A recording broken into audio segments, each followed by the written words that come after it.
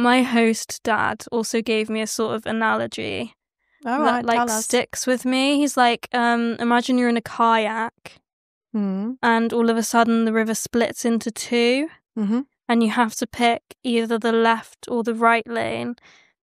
And he was like, because if you don't pick one, you're going to end up crashing in the middle. And I think that's actually really stuck with me because I find it really hard to make decisions. Brilliant. I said to him, I was like, what happens if I choose the wrong one? He was like, well, you know, one might have been easier than the other, but firstly, you shouldn't have to worry about that because you avoided crashing.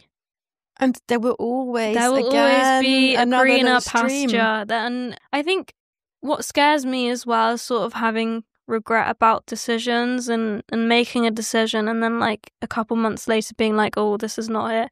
But I think it's also important to realise that you can go and do something afterwards. Yeah.